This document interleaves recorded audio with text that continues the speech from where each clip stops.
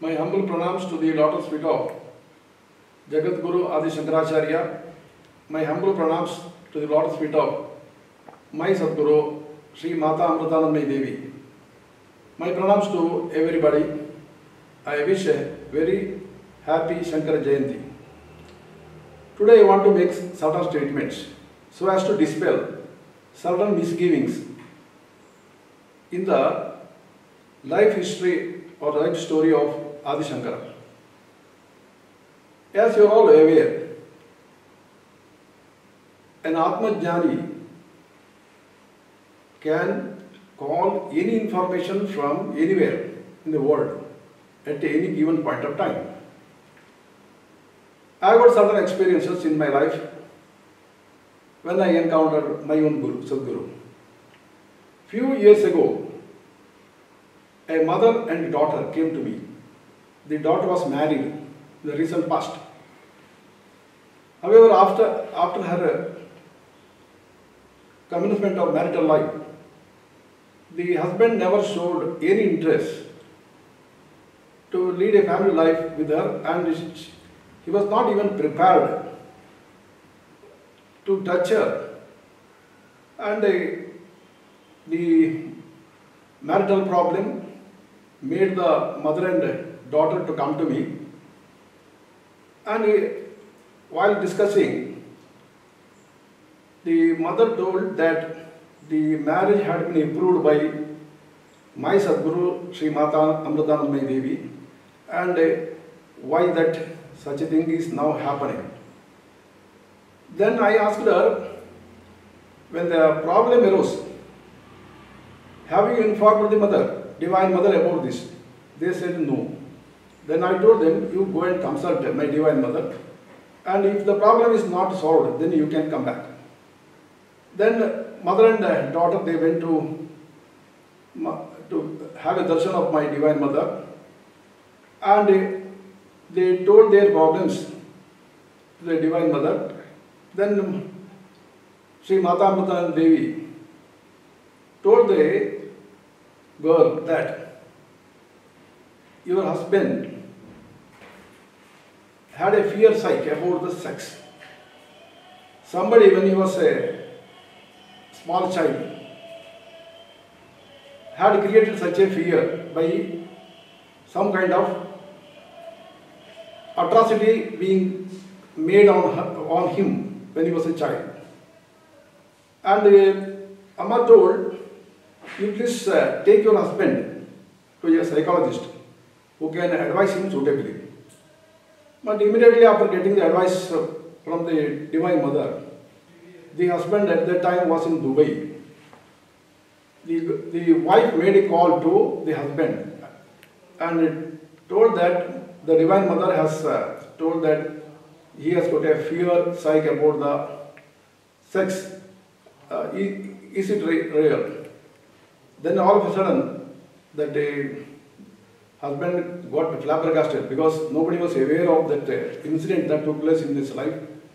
He came in rushing to have Amma's darshan in Amma's headquarters at Amritapuri, and he had blessing and consultation with Amma, and Amma was able to remove the fear that was created in his mind, and later on they led a very happy married life, and they got a child also now.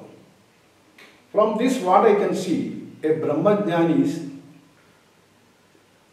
Sakshi Bhava will be there everywhere. So with this kind of experience, that made me to think about the story of Parakaya Pravesha of Adi Shankara. My mind was always telling that this story of Parakaya Pravesha cannot be true at all. It is not suiting the Shankara's personality and the message that he has given to the world in his life. Later on my endeavor, I also came to the conclusion that it's an added story. Why it was added? This false story was being added by some later point of time by his own hardcore devotees or disciples. The thing really took place was that Acharya Shankara had a debate with the Mandana Mishra, where the philosophical aspects of Samkhya and also the Advaita philosophies were being discussed, where Mandana Mishra accepts the ultimate truth of the Advaita philosophy. Then Shankara was made to have the debate with the wife of Mandana Mishra, Sri Ubaya Bharati. Ubaya Bharati was no other than Goddess Sharada herself. In fact, this was all a divine drama. Then ultimately, it seems what Ubaya Bharati conveyed to Shankara is more than the Siddhantas or principles. What is essential is the practical knowledge or the Jnanam. Probably Shankara has accepted it. And in fact, he realized that he is getting this information from no other than from Goddess Sharada herself. And Ubaya Bharati was brought to Sringeri, and everybody is now aware that the Sringeri Sharada is no other than the energy of Ubaya Bharati, wife of Mandana Mishra. Mandana Mishra was supposed to be the energy of Lord Brahman. So, absolutely there was no chance of Goddess Saraswati putting some questions to a realized master regarding sex. It is too frivolous a thing. An Atmanjani's mind will be operating everywhere. And in all three kalas, need not be at present point of time. They can call the jnana from anywhere. They will be in a position of witness for everything. So, however, in the later days, the hardcore disciples probably, they thought that they should not accept a position which according to them was in a defeat of Shankara in the hands of Goddess Saraswati. Probably that has made them to add this story of Parakaya Pravesha. If you see the later dictums of Shankara, particularly the dictums in the Matamnaya and other Anushasanas that were being given by Acharya Shankara for sannyasis, this story of Parakaya Pravesha definitely appears to be later added on and is liable to be now rejected in total from every story of the Acharya Shankara. Otherwise, what happens, Acharya Shankara has laid certain principles for sannyasana ashram. The whomsoever the elements, under the pretext, they enter the sannyasana ashrama for their own, to achieve their own objectives and their own material aspects.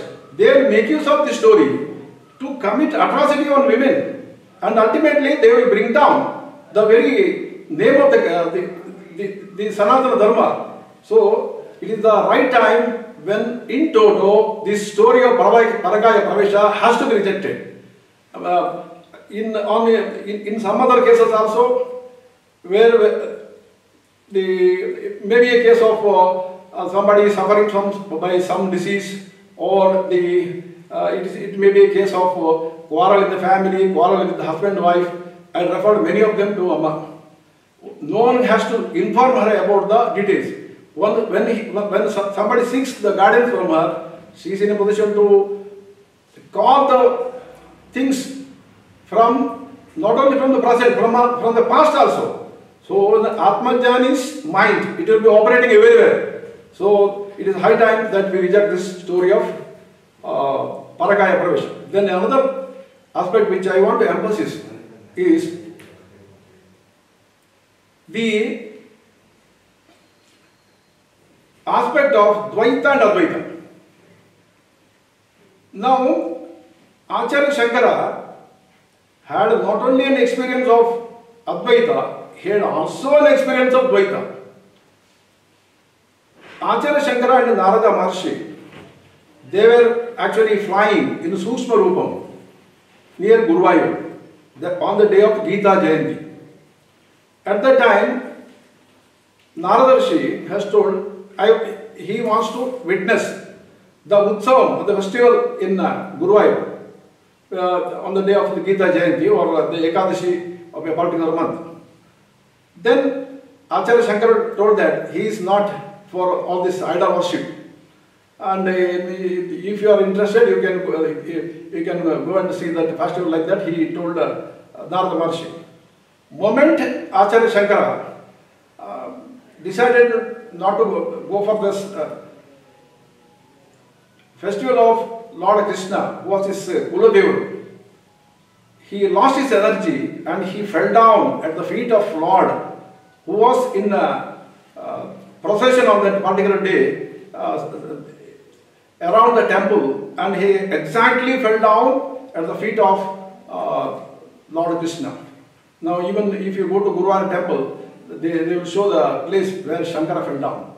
Then Shankara got the darshan of Lord Krishna, and Lord Krishna told him that Bhakti, Dvaita, Advaita, everything is true. If you look at the chapter number 12 of the Bhagavad Gita, all the kinds of worships are being appreciated by Lord Krishna. Then Shankara realizes that Bhakti Margam should also be pursued. Then Lord Krishna directs Acharya Shankara to have the vratam of 48 days or so and write a constitution of Guruvayur. Accordingly, Acharya Shankara has laid the constitution for the worship of the deity in Guruvayur, which is being followed even now. From this, what we can see is a person like Anjaneya, who was pursuing the Bhakti Margam so as to get the energy of Lord Rama, had also Advaita Anubhava. The Advaita Acharya had Dvaita Anubhava. So these are the different stages of the different spiritual stages. So unnecessarily there is no meaning in debating over the greatness of either Dvaita or Advaita or Vishishta Advaita. So these are different stages. The Hindu saints, they should not waste their energy in debating over the greatness of these philosophies.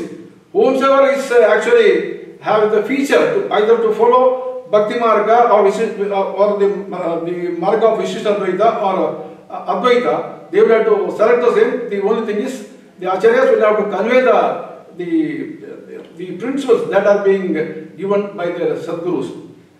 Apart from that, Acharya Shankara has laid down the strict code of conduct for sannyasis. Now we have seen several lineages of the rulers. It may be Surya Vamsha, it may be Chandra Vamsha, or it may be the Vamsha of Vijayanagara kings, or it will be the Vamshavali of Pandya kings. They all lived for several hundreds of years, but ultimately perished. But the Guru lineage is the one which is not being spoiled at any point of time. You look at the earlier lineages of Natha Gurus, or the Panchapitas, or the Shankara lineage. However, what is important is to keep the lineage in perfect order. One has to follow the conduct rules of laid down by Acharya Shankara. Whomsoever deviates from the path of the conduct rules of Acharya Shankara, if he is a Pitadipati, he is doing great apachara for what Shankara has done. So it is with these wordings, with humbly I salute all the Acharyas whomsoever lead a pious life as per the dictums of the Acharya Shankara, which is being prescribed for all the Pitadipatis, maybe wedded to particular philosophy or other philosophy. But the code of conduct, it operates for everybody. With this observation, I wish everybody that let us come out of this COVID-19. This virus, it is not new thing for our Rishis and also Acharyas. Acharya, Rishi Agastya, has actually written a sukta called Krimi Sukta.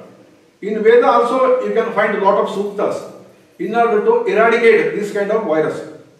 Apart from that, this virus are also having their own energy behind them.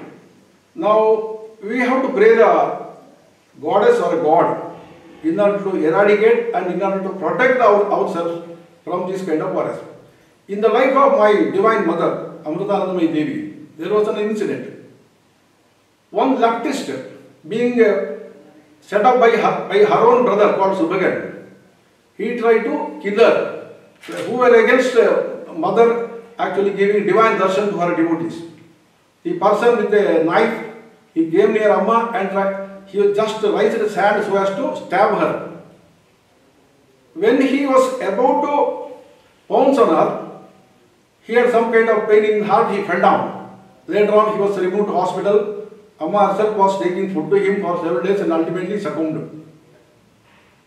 Then later on, a devotee of Amma has asked Amma, Amma, have you cursed him for having attempted to kill you? Amma told, no, I am the mother. I will not anybody as separate from her. She said that she considers everybody as her own. So there is no question of cursing anybody. But Amma has told, in production of divine energy, there will be subtle bodies, maybe virus, maybe bacteria, or maybe in some other form. Amma has told, when divine energy is going to be disturbed, these subtle bodies will become active. They are the one, they will protect the divine energies in such a kind of situations. Now in the life of Shankara also we find the same thing. When the Kapalika was about to kill, what happened? Ultimately Kapalika himself was killed by the energy that was acquired in the body of one of the disciples of Acharya Shankara. Now what we have to see here is, when the Mother Earth is being disturbed, the subtle bodies, maybe virus, maybe bacteria, they will come to the world in some form, maybe by virtue of the misadventure of some persons, like the one that has happened in the case of COVID-19. But who can protect us? When Raktabijasura starts his operation, only the goddess Kali can actually stop him from further going. Likewise, now it is the time we have to pray the ultimate gurus, goddesses, to protect us from this kind of virus which is now in the direction of ending the humanity itself. At the same time, even with the advent of the virus, have you learned any lessons? In Palghar, in Maharashtra, we have seen 2 sadhus in the presence of police are being beaten and killed along with the car driver. Now what is the situation? Are we learning the lessons? So we are not in the process of learning. On the other hand, we are proceeding to further acquire prarabdhas. Now so far as this land of Bharat is concerned, there are 3 elements who will have to be noticed by the entire nation. That is the leftist ideologists operate as Naxals in this land, and the terrorists and the persons who come to this land for the conversion of the people. Now these 3 elements, they are the ones who are actually causing all these kinds of nonsense in the country. I condemn the Palghar incident in highest words. In days to come, we have to rethink about so many things. In our constitution, there is a total misgiving about the tribals. Tribals are not separate from the mainland Hindus. They are one of us Hindus. I request everybody to come to our Bilgirangan Hills, where I am also a part of a trust which is being constituted for the protection of the tribals, their culture, etc. See the life of the tribals in Bilgirangan Hills. How agile they are, how bright they are, and see the changes that we have brought without disturbing their identity and their culture. They are all devotees of the Lord Shiva as well as Biligiri Rangaswamy. They call Biligiri Ranga, who was in fact originally was being called Lord Venkateswara, as Bhava, because they say that their own sister is given in marriage to the Lord. That kind of cultural integration should be now brought to the entire land, so as to see that these two elements, particularly the missionaries who come for conversion and also the Naxalites, they are being removed from the tribal areas, which only will make the total integration of this nation success. So with this, I wish everybody happy Shankara Jayanti. In the meantime, I call the community of sannyasis to take interest in the more neglected sections. There are northeast frontiers where the Hinduism is really under danger because of the fact that the people therein are not getting proper spiritual guidance. I request the persons with the spiritual goals of rooted in Sanatana Dharma to go to that place and see that Palghar type of situation is not being actually getting enabled in any part of the country. With these words, I salute everybody and my pranams to everybody. And our channel, this is being started very recently. I am very happy. There are a good number of viewers already started to contact me. My endeavor is to see that this Sanatana Dharma and its values are being protected for the future. Whatever our rishis and munis have actually given to us, that will have to be protected. They made tapas for thousands of years. So if we actually develop a society, when all these ideas of rishis and munis are gets mitigated, then we are really doing injustice to the God Creator Himself. With these words, I thank you everybody, and I ask every spiritual pursuer to pursue the spiritual aspects with all the endeavor and also with all the Shakti, so as to see that the Asuras are being actually dispelled. The Asuri Shakti is being dispelled from their mind. So I conclude my this prayer. I wish everybody success.